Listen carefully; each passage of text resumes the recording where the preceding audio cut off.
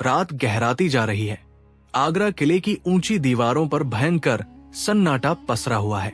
इतना गहरा सन्नाटा कि लगता है जैसे हवा भी डर के मारे चलने से पहले सोच रही हो। आसमान में काले बादल चांद को निगलने की कोशिश कर रहे हैं। मंदिरों की घंटियां कहीं दूर मध्यम स्वर में बज रही हैं, जैसे किसी अनजान अनिष्ट की चेतावनी दे रही हो। लेकिन इस गहरी, ठंडी, डरावनी रात के बीच अचानक एक चीख गूंजती है। ऐसी चीख जो इंसानी कम और रूहानी ज्यादा लगती है। आगरा की तंग गलियों में एक आदमी लड़खड़ाते हुए दौड़ रहा है। उसके कपड़े फटे हुए, चेहरा खून से सना, आंखें डरी हुई और हाथ कांपते हुए। खून? नहीं, वो खून नहीं था। अजीब काला धब्बा था, ऐसा जिस पर नजर पड़ते ही लगता हो जैसे कुछ जीवित सा हरकत कर रहा हो। उसके पीछे 2 पहरेदार मशाले लेकर दौड़ रहे हैं। पहरेदार चिल्लाते हुए, रोको से, किसी भी हाल में बाहर नहीं जाने देना। वो बीमारी लिए हुए हैं। आदमी ठोकर खाकर गिर पड़ता है। उसके मुंह से झाग निकलने लगते हैं। रात अचानक और ज्यादा ठंडी हो जाती है और देखते ही देखते उसकी त्वचा काली होती हुई दरकने लगती है, जैसे मौत खुद उसकी नसों में उतर रही हो। फिर धड़ाम, एक भारी दरवाजा बंद होता है। सिर्फ एक धीमी फुसफुसाहट। ये महामारी है और ये रुकने वाली नहीं। सुबह की पहली किरण। आगरा शहर धुंध में डूबा हुआ और उसी धुंध में खड़ा है मुगल साम्राज्य का सबसे महान शासक बादशाह अकबर। थका हुआ, उलझा हुआ और अपनी आंखों में वो चिंता लिए हुए जो शायद उसने अपने जीवन में कभी महसूस नहीं की। उसके सामने बीरबल खड़े हैं, शांत, गंभीर और बिना पलक झपकाए अकबर का चेहरा पढ़ते हुए। बीरबल, ये कोई साधारण बीमारी नहीं है। पूरी रात आगरा में 30 लोग मर चुके हैं और मरने से पहले सबके चेहरे एक जैसे हो जाते हैं। काला रंग, फटी नसें और आखिरी पल में चलती हुई आंखें। ये इंसानी बीमारी नहीं लगती। बीरबल आंखें नीचे कर लेते हैं। उनकी आवाज धीमी है लेकिन शब्दों में अजीब वजन। बीरबल, जहांपनाह, कभी कभी मौत भी इंसानों का भेष बदल कर आती है। अकबर चौंक कर देखते हैं और फिर, बीरबल, हमें आगरा को बंद कर देना चाहिए अभी। इसी वक्त अकबर देखते हैं शहर की ओर, जहां धुआं उठ रहा है और दूर कहीं कोई फिर से चीख रहा है। सैकड़ों सिपाही शहर के चारों ओर विशाल लोहे के दरवाजे बंद कर रहे हैं। लोग चीख रहे हैं, रो रहे हैं, बाहर जाने की कोशिश कर रहे हैं, लेकिन मुगल सेना किसी को नहीं जाने देती। एक मां दीवार से चिपककर चिल्लाती है, मेरी बच्ची अंदर छूट गई, दरवाजा खोल दो अल्लाह के लिए। लेकिन कोई नहीं सुनता और उसी हाहाकार के बीच एक आवाज उभरती है, एक जहरीली फुसफुसाहट की तरह, धीमी लेकिन पूरे शहर में फैलती हुई। ये महामारी नहीं, ये बदला है। एक रहस्यमयी काला घोड़ा जिस पर बैठा है एक लाल चादर ओढ़े हुए अजनबी। उसका चेहरा पूरी तरह ढका हुआ और उसकी ठंडी सांसें सफेद धुएं की तरफ बाहर आ रही है। वो दूर कहीं खड़ा आगरा शहर को देख रहा है, जैसे उसकी प्रतीक्षा कर रहा हो। रात का सन्नाटा गहरा होता जा रहा है। आगरा शहर को चारों तरफ से बंद किए हुए कई घंटे गुजर चुके हैं, लेकिन शहर में जो हो रहा है वो किसी कोने में, किसी दरार में, किसी खामोशी में भी नहीं छुपा रहा। जमीन की हवा बदली हुई है, रंग बदला हुआ है और लोगों की सांसों में वो डर समा चुका है जो किसी युद्ध में नहीं, किसी इंसान में नहीं, सिर्फ किसी अदृश्य शक्ति के आने पर महसूस होता है। आगरा किला, भीतर का अंधेरा गलियारा। बादशाह अकबर अपनी विशाल तलवार के पास खड़े हैं। कमरे में नीली रोशनी देने वाले मशाले जल रही हैं। किले की दीवारों में रात का सन्नाटा टकराकर एक अजीब सी गूंज पैदा कर रहा है। उनके सामने एक बुजुर्ग हकीम खड़ा है जिसकी आंखें डर से कांप रही हैं। हकीम साहब, आपने कहा था ये बीमारी किसी जहर से फैलती है, लेकिन मरने से ठीक पहले उन सबके शरीर काले क्यों पड़ जाते हैं? हकीम गहरी सांस लेता है। जहांपनाह, मैंने अपने जीवन में ऐसे लक्षण कभी नहीं देखे। ये बीमारी शरीर नहीं, रूह पर हमला करती है। एक पल को कमरा जमसा जाता है। अकबर और बीरबल दोनों हकीम की आंखों में कुछ ढूंढते हैं, सच, डर या पागलपन। लेकिन हकीम आगे बोलता है। मौत के कुछ क्षण पहले उनकी आंखें पूरी काली हो जाती है, जैसे किसी ने अंदर से रोशनी खींच ली हो, और त्वचा जैसे किसी ने जलती लोहे की छड़ से दाग दी हो। अकबर धीरे से कहते हैं, किसने? हकीम तुरंत जवाब नहीं देता। कुछ देर बाद फुसफुसाहट में कहता है, जहांपनाह, ये बीमारी नहीं, ये लानत है। कमरे में मौजूद हर सिपाही एक पल को कांप जाता है। किले की गुप्त तहखाना। अकबर, बीरबल और कुछ चुनिंदा सैनिक एक मशाल लिए नीचे उतरते हैं। सीढ़ियां ठंडी है। दीवारों पर रहस्यमयी प्रतीक उकेरे हुए हैं, जिन्हें बीरबल भी पहचान नहीं पाते। तहखाने के अंदर एक बड़ा पत्थर का दरवाजा है, पुराना, जंग लगा और आंशिक रूप से टूटा हुआ, जैसे वर्षों पहले इसे जबरदस्ती खोला गया हो। अकबर, ये दरवाजा पिछले कई महीनों से टूटा कैसे पड़ा है? किसने खोला था? सिपाही जवाब देते हैं, जहांपनाह, किसी ने नहीं। कुछ महीने पहले एक रात अपने आप गिर गया। बीरबल मशाल करीब ले जाते हैं। दरवाजे के किनारे एक भयानक निशान बना है, 3 घुमावदार लकीरें, जो मिलकर एक अजीब सी काली आग का आकार बनाती है। बीरबल की आंखें सिकुड़ती हैं। उनके चेहरे पर वही एक्सप्रेशन आता है जो आता है जब वे किसी ऐसे सच पर पहुंचने वाले होते हैं जिसके बारे में कोई नहीं जानना चाहिए। बीरबल, ये आगरा का निशान नहीं, ये किसी पुराने गुप्त संप्रदाय का चिन्ह है।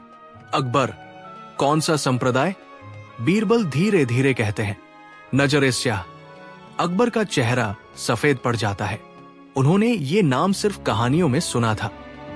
एक प्राचीन समूह जो दावा करता था कि इंसान की बीमारी शरीर पर नहीं, आंखों पर हमला करती है। कहलाता था कि उनके पास काली सांस नाम की कोई शक्ति थी जो किसी भी इंसान की रूह चूस लेती थी। अकबर के कदम धीमे पड़ जाते हैं। अकबर, बीरबल, क्या ये महामारी उसी शक्ति से जुड़ी हो सकती है? बीरबल उत्तर नहीं देते। वे सिर्फ दीवारों पर उकेरी कालिया के निशानों को देखते हैं और धीरे धीरे उनके भीतर भय उतरता जाता है। शहर की अंधेरी गलियां। कैमरा एक तंग, काली, बदबूदार गली में जाता है। तहबाजार के 5-6 घरों के बाहर मशालें बुझ चुकी है। लोग दरवाजे बंद करके बैठे हैं। किसी घर से रोने की आवाज, किसी से उलझी हुई सांसों की, किसी से धातु के गिरने की, और फिर बिल्कुल अचानक एक चीख फटती है। दरवाजा तोड़कर सिपाही अंदर जाते हैं और देखते हैं एक बूढ़ी औरत अपने पोते को पकड़े बैठी है। लेकिन पोता जिंदा नहीं है। उसकी आंखें पूरी काली हो चुकी है, त्वचा राख जैसी पपड़ीदार, और कमरे की दीवारों पर वही 3 काली लकीरें बनी हुई हैं। झिलमिलाता है। बूढ़ी औरत कांपते हुए कहती है, वो यहां आया था। सिपाही घबराते हैं। सिपाही, कौन आया था? बीमारी फैलाने वाला? औरत के होंठ सूख चुके हैं। वो कांपती आवाज में कहती है, लाल चादर वाला। सिपाही एक दूसरे को घबराकर देखते हैं। घोड़े पर? हाँ। चेहरा ढका हुआ? हाँ। बोलता नहीं? ना, नहीं। दूर जंगल के बाहर लाल चादर वाला साया। लाल चादर वाला रहस्यमयी व्यक्ति एक ऊंचे टीले पर खड़ा आगरा शहर की ओर देख रहा है। उसकी सांसों से निकलने वाला धुआं हवा में फैलते ही काला हो जाता है और धीरे धीरे हवा में मिलकर धुंध बनाता है। काले धुंध के भीतर वही कालिया का प्रतीक। आदमी अपनी चादर उतारता नहीं और कोई आवाज नहीं निकालता, लेकिन उसका हाथ हवा में उठता है और उसी क्षण आगरा शहर के एक हिस्से में एक और आदमी गिरता है। उसी के लक्षण, उसी की काली आंखें, उसी का अंत। मानो वह आदमी किसकी जान लेनी है ये हाथ उठाकर चुन लेता हो, और उस हाथ से कोई आवाज नहीं, लेकिन ऊर्जा निकलती है जो जमीन पर पड़ी धूल को काला कर देती है। अकबर और बीरबल की रात की गुप्त बातचीत। अकबर एक अकेली सीढ़ी पर बैठकर शहर की ओर देखते हैं। उनका चेहरा थका हुआ है। उनकी आंखों में डर नहीं, बल्कि एक बादशाह का बोझ है जो अपने लोगों को मरते हुए नहीं देख सकता। बीरबल उनके पास बैठते हैं, धीरे से कहते हैं, जहांपनाह, हमें इसका इलाज नहीं, इसका स्रोत ढूंढना होगा। अकबर देखते हैं, तुम्हारा मतलब? ये बीमारी किसी इंसान से नहीं फैल रही, ये किसी शक्ति से फैल रही है। उसी समय एक दासी आकर झुकती है। जहांपनाह, शाही खजाने की दीवारों पर भी वही निशान मिल रहे हैं। अकबर उठ खड़े होते हैं। अकबर, मतलब ये महामारी सिर्फ लोगों को नहीं मार रही, ये किसी खास चीज के पीछे है। बीरबल धीरे से कहते हैं, हाँ, और शायद वो चीज हमारे साम्राज्य में ही है। एक पल के लिए हवा रुक जाती है। खजाने के भीतर छिपी सच्चाई। रात के तीसरे पहर अकबर, बीरबल और कुछ खास गार्ड खजाने में प्रवेश करते हैं। चैम्बर में सोने, हीरे, पुरानी तलवारें, प्राचीन किताबें और ढाले रखी हैं। लेकिन कमरे के बीचों बीच एक पुराना लकड़ी का संदूक खुला पड़ा है। उसके किनारों पर वही काली लकीरें उकेरी हुई है और अंदर कुछ है ही नहीं। लेकिन आसपास एक अजीब सी दुर्गंध है, जैसे किसी ने सदियों पुरानी मिट्टी खोली हो। अकबर, ये संदूक आखिरी बार कब खोला गया था? गार्ड जवाब देता है, जहांपनाह, आज रात। एक अजीब खामोशी। अकबर, किसने खोला? गार्ड डरते हुए कहता है, किसी ने नहीं। तो फिर खुद खुल गया? बीरबल फुसफुसाते हैं। गार्ड कांपकर कहता है, जी, हमने ऊपर खड़खड़ाहट सुनी और नीचे आकर देखा तो संदूक खुला था। अकबर धीरे धीरे उस संदूक के पास जाते हैं। उनका हाथ उसकी सतह को छूता है और उन्हें उंगलियों में ठंड लगती है। वो ठंड जो बर्फ की नहीं, किसी रूहानी चीज की होती है। बीरबल धीरे से कहते हैं, जहांपनाह, ये महामारी आगरा में नहीं आई, इसे इस संदूक ने बुलाया है। अकबर चौंकते हैं, लेकिन ये संदूक, आखिर इसमें था क्या? बीरबल मशाल अंदर रखते हैं और संदूक के कोने में कुछ उकेरा हुआ दिखता है। एक पंक्ति, बहुत पुरानी, बहुत धुंधली, लेकिन पढ़ने लायक। नजरे स्याह की सांस से बचकर रहो। बीरबल की आंखें फैल जाती हैं। अकबर तेज आवाज में कहते हैं, बीरबल, क्या ये वही संगठन है? हाँ जहांपनाह, ये वही संप्रदाय है जिसके बारे में कहा जाता है कि उनकी काली सांस पूरे साम्राज्य को मौत में बदल सकती है। और उसी समय नीचे तहखाने के अंधेरे में कहीं से एक धीमी, बेहद धीमी आवाज गूंजती है, बहुत देर हो चुकी। अकबर और बीरबल दोनों मुड़ते हैं, लेकिन वहां कोई नहीं, सिर्फ अंधेरा। और उसी अंधेरे में कुछ हलचल करता है। तहखाने में आई वो फुसफुसाहट कुछ ही पल में अधेरों में खो गई, लेकिन उसका असर कमरे में मौजूद हर व्यक्ति की सांसों में उतर चुका था। अकबर के चेहरे पर पहली बार ऐसा डर दिखा जो किसी युद्ध, किसी दुश्मन या किसी विद्रोह ने नहीं जगाया था। ये डर किसी अदृश्य चीज का था, किसी ऐसी शक्ति का जिसके सामने तलवारें, दीवारें, सेनाएं सब बेकार हो जाती है। तहखाने में अजीब हलचल। अकबर मशाल ऊंची करते हैं। बीरबल संदूक के पास झुककर उसकी उकेरी हुई लकीरों को और ध्यान से देखते हैं। अचानक दीवार के किसी गहरे कोने से पत्थर खिसकने की आवाज आती है। सबके दिल रुक जाते हैं। सिपाहियों की तलवारें आधी बाहर निकल आती है। माहौल में इतनी ठंड भर जाती है मानो किसी ने हवा तक रोक दी हो। सिपाही डरे हुए, जहांपनाह, वहां कुछ हरकत है। अकबर इशारा करते हैं, मशाले सामने रखो। दो सिपाही कांपते हाथों से मशाले उठाते हैं और दीवार के पास ले जाते हैं।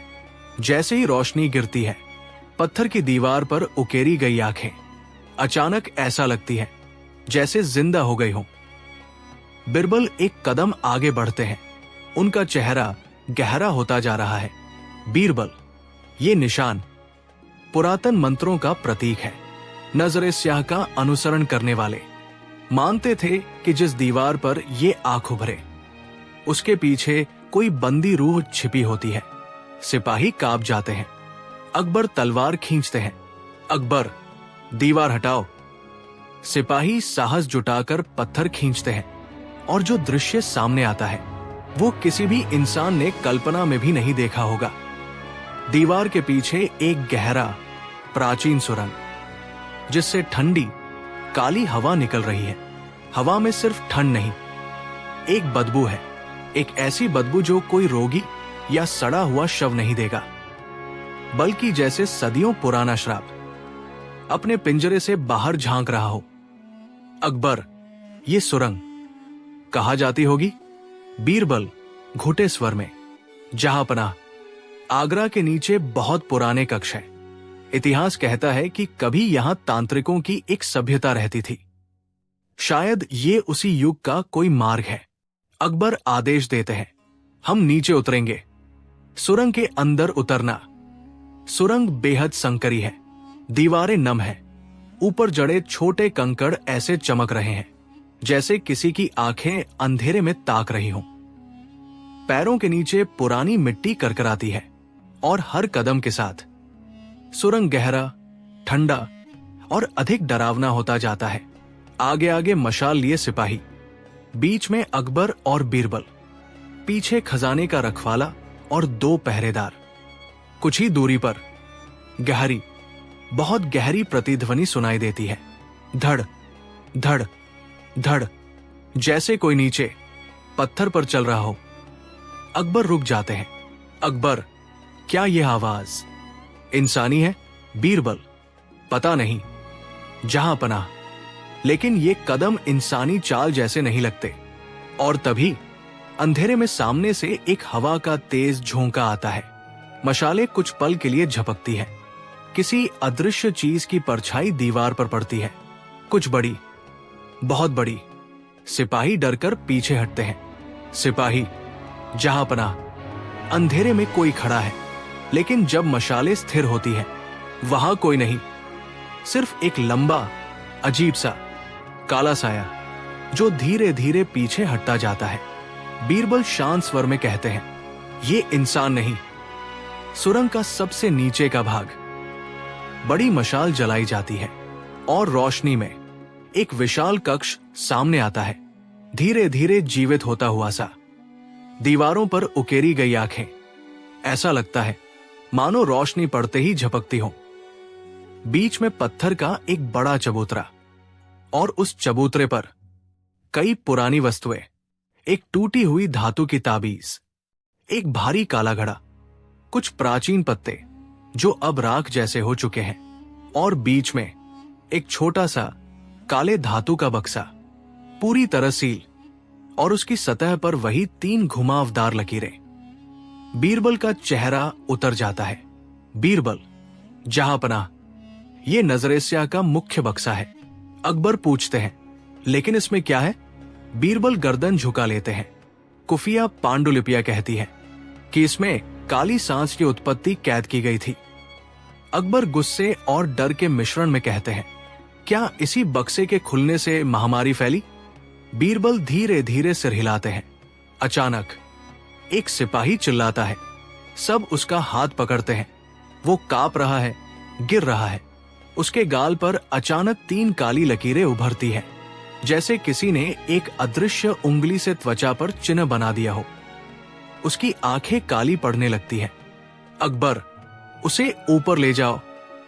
लेकिन जैसे ही उसे खींचा जाता है, उसके गले से ऐसी आवाज निकलती है जो इंसानी नहीं, जानवर की भी नहीं, सीधे किसी दूसरी दुनिया की लगती है। और जब वो बोल नहीं पाता, उसका शरीर अकड़ जाता है और वो जमीन पर गिर पड़ता है। 6 सेकंड, 7 सेकंड, 8। उसकी आंखें पूरी तरह काली, शरीर ठंडा, और उसका चेहरा उस बूढ़ी औरत के पोते जैसा। बीरबल धीरे से बोलते हैं, जहांपनाह, काली सांस अंधेरे में किसी को भी चुन लेती है। ये बीमारी नहीं, शिकार है, लाल चादर वाले की परछाई फिर लौटती है। उसी समय तहखाने की दीवार पर एक लंबी छाया दिखाई देती है। अकबर और बीरबल दोनों मुड़ते हैं। कोई खड़ा नहीं, लेकिन दीवार पर छाया है, सीधी, लंबी और इंसान जैसी। फिर कुछ कदमों की आवाज सुरंग के उस हिस्से से आती है जहां अंधेरा सबसे गहरा है। बीरबल फुसफुसाते हैं, जहां पनाह, लाल चादर वाला। अगले ही पल दीवार पर वो छाया धीरे धीरे अपना हाथ उठाती है। चबूतरे पर रखा काला बक्सा अपने आप हिलने लगता है और बक्से का सील धीरे धीरे खुद ब खुद टूटने लगता है। अकबर चिल्लाते हैं, बीरबल इसे रोको, लेकिन बहुत देर हो चुकी है। जैसे ही सील पूरी खुलती है, काले धुएं का तेज भंवर उठता है, मशाले बुझ जाती है, हवा ठंडी हो जाती है और एक गहरी, दानवी दबी हुई आवाज आती है, तुम देर से आए। बहुत देर। कक्ष अंधेरे में डूब जाता है। सबकी सांसें रुक जाती है। रात के तीसरे पहर की हवा अजीब तरह से भारी थी, जैसे किसी अदृश्य साए का बोझ उस पर ठहर गया हो। आगरा की गलियों में दूर दूर तक सन्नाटा पसरा था, मगर उस सन्नाटे में भी कुछ था, कुछ ऐसा जो सामान्य नहीं था, जैसे हवा खुद डर से कांप रही हो। चांद बादलों के पीछे छिपा था और पूरे शहर में बस ताजा जली मशालों की रोशनी का पीला सा धुंधला धुआं तैर रहा था। और फिर सहसा एक चीख हवा को चीरती हुई दौड़ी। एक औरत की चीख, इतनी तीखी, इतनी बेकाबू कि मुर्दे भी जाग जाए। कोई है? बचाओ, मेरा बच्चा। गलियों में दरवाजे आधे खुले, लोग झांकते रहे पर किसी ने बाहर कदम नहीं रखा। सबके चेहरों पर आतंक की परत जमी थी, क्योंकि पिछले 3 दिनों से यह शहर एक ऐसे रहस्यमयी रोग की चपेट में था जिसे न कोई वैद्य समझ पा रहा था, न कोई फकीर, न कोई हकीम। लक्षण भी अजीब थे। लोग अचानक कांपने लगते, आंखें लाल हो जाती, नीले से दागों का फैलाव, और फिर एकदम में सांस रुक जाती। उस औरत की गोद में एक छोटा बच्चा था, निढाल, सांसें टूटी टूटी, और उसके चेहरे पर वही भयानक नीले निशान फैलते जा रहे थे, आसमान से जैसे बिजली गिरी हो। क्योंकि 3 दिन पहले जो पहला मरीज मिला था, उसके भी यही निशान थे। और अब तीसरी रात थी। 3 रातों में 7 मौतें हो चुकी थी। मगर आज कुछ अलग था। आज बीमारी ने एक बच्चे को पकड़ा था और पूरे शहर में मानो ये अफवाह जंगल की आग की तरह फैल गई। ये महामारी नहीं, ये कोई श्राप है। दरबार में किसी ने जादू कराया है। लोग अपने अपने घरों में दुबके थे। शहर की हर गली डर से ठिठकी थी। हवा में फुसफुसाहटें थी, दिलों में दहशत। उसी समय लाल किले की ऊंची दीवारों के भीतर दीपों की मंद रोशनी से भरी एक लंबी गलियारे में तेजी से कदमों की आहट गूंजी। ये आहट किसी साधारण आदमी की नहीं थी। ये आहट थी बादशाह अकबर की। अकबर की आंखें गुस्से और चिंता से भरी थी। उनके साथ 4 मशालची, 2 सैनिक और पीछे तेज कदमों से चलते हुए बीरबल भी थे। एक रहस्यमयी सन्नाटा उनके आसपास तैर रहा था। अकबर ने चलते चलते कठोर स्वर में कहा, बीरबल, 4 दिन में 7 मौतें और आज एक बच्चा। ये कोई आम बीमारी नहीं, कुछ है जो हमें दिख नहीं रहा। बीरबल ने बिना कदम रोके कहा, जहां चीजें दिखाई नहीं देती, जहां निशान समझ नहीं आते, वही रहस्य छिपे होते हैं हुजूर। और हर रहस्य के पीछे एक कहानी होती है, किसी की कमाई हुई या किसी की रची हुई। अकबर थम गए। उनके चेहरे पर मशाल की रोशनी ने साए बना दिए। तुम कहना क्या चाहते हो बीरबल? बीरबल आगे बढ़े, आवाज धीमी मगर सटीक। हुजूर, मुझे लगता है कि यह बीमारी नहीं है। अकबर की भौहें सिकुड़ गई। तो यह हमले का पहला चरण हो सकता है। ऐसा हमला जो तलवार से नहीं होता, जहर से भी नहीं, बल्कि लोगों के डर से होता है। अकबर के सीने में सन्नाटा पसर गया। कुछ पल वे बोले नहीं। फिर उन्होंने एक धीमी सांस ली और पहली बार उनके चेहरे पर सच्ची बेचैनी दिखाई दी। अगर ये सच है तो ये हमला हमारे राज्य पर नहीं, मेरे लोगों की रूह पर है। बीरबल बिल्कुल स्थिर खड़े रहे, मगर उनकी आंखों में एक बेचैन चमक थी। और हुजूर, उन्होंने धीरे से कहा, जिस रात में डर जन्म लेता है उसी रात कुछ लोगों की किस्मत भी बदल जाती है। आगरा के आसमान पर सुबह की पहली हल्की गुलाबी रोशनी फैल रही थी, मगर शहर में अंधेरा अभी भी मौजूद था। डर का, मौत का और गुस्से का अंधेरा। किले के भीतर अकबर और बीरबल ने रात भर गुप्त तहखाने में वैद्यों, हकीमों और सैनिकों से पूछताछ की। जैसे जैसे बातें खुली, एक एक परत उतरती गई और अंत में सच सामने आया। महामारी असली नहीं थी, ये षड्यंत्र था। दरबार के एक गुप्त मंत्री ने सत्ता हथियाने के लिए ऐसा खेल रचा था। उसने शहर में एक धीमा, दुर्लभ और त्वचा पर नीले निशान बनाने वाला जहर फैलाया, जो बस कुछ खास इलाकों में पानी के मटकों में डाला गया था, ताकि ये बीमारी लगे, पैनिक फैले और अकबर कमजोर लगने लगे। और योजना साफ थी। डर के माहौल में उस मंत्री को उद्धारक बनना था, मगर वो योजना अंधेरे में जलती एक मशाल की तरह ढह गई। उस बच्चे को जो रात में तड़प रहा था, बीरबल ने अपनी जान की बाजी लगाकर बचाया। उसने वैद्यों को आदेश दिया, डर को मत देखो, लक्षण को देखो। और वैद्यों ने आखिरकार दवा बना ही ली। बच्चे की सांसें धीरे धीरे वापस लौटी।